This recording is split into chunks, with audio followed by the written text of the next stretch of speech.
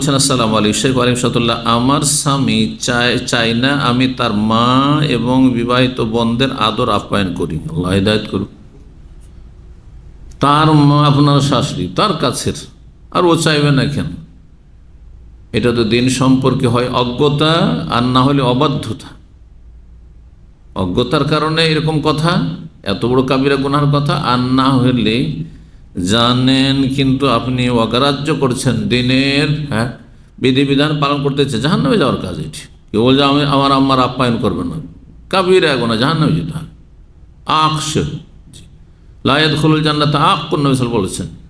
মা বাবার অবাধ্য যে কষ্ট দিয়ে থাকে যে ছেলে মেয়ে, সে জান্নাতে যাবে না, কাবিরা গুনাহ, আল্লাহর অসন্তুষ্টি গুনাহ। তারপর দুনিয়ায় এর শাস্তি হয়, জাহান্নামের শাস্তি তো আছে, কিছু কিছু পাপ আছে সেগুলির শাস্তি আল্লাহ নগদ নগদ দুনিয়াতে দিয়ে দেন। তার একটি হচ্ছে পিতামাতার সাথে দুর্ব্যবহার করা, কষ্ট দেওয়া, তারপরে আপনার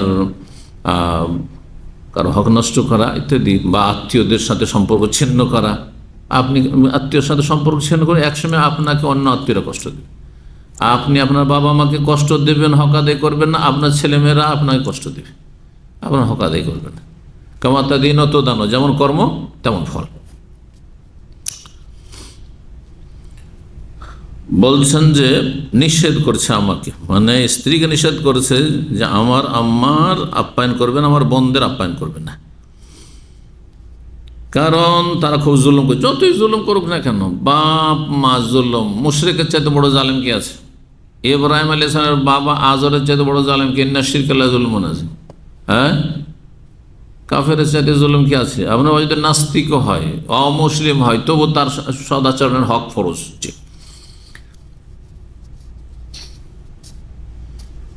বলছেন মা বোনেরা সবসময় শুধু বড় ছেলেকে সহযোগিতা করে, তারা আসামের কাঠগড় হয়, তারাও জাহান্নামে যাবে। এরকম কাবিরা গুনাহ, অন্যায় কাজ, অবিচার করে, এক ছেলেকে বেশি দিল, আরেক ছেলেকে দিল না, এক ছেলেকে বঞ্চিত করলো, তাহলে গুনাহগার হবে। ছোট ছেলে অভাবে থাকলেও তার বাড়িতে ফ্রি খেতে চায়, না খাওয়ালে অভিশাপ দেয়, তাদের অভিশাপ লাগবে না, অতিরিক্ত যদি অভিশাপ দেয় তাহলে। কিন্তু কথা হচ্ছে যে মা বাবা যদি ফ্রি খেতে, যে কোনো ছেলের কাছে খেতে চায়, অভাবের কাছে খাচ্ছে, যা আছে তাতে আপনি শেয়ার করবেন, আপনি যা খাবেন, আপনার ছেলে মেয়ে যা খাবে, ওতে বাপ মাকে শরিক করবেন।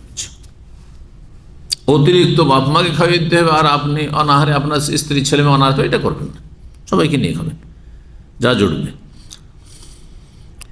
ইচ্ছা করলে মার সম্পত্তি বিক্রি করে মা চলতে পারবে। জি হ্যাঁ, যদি সম্পত্তি থাকে তাহলে বিক্রি করে চলে, ভালো। জি, পরের মুখাপেক্ষী হওয়া এটা ভালো মানুষের চরিত্র নয়।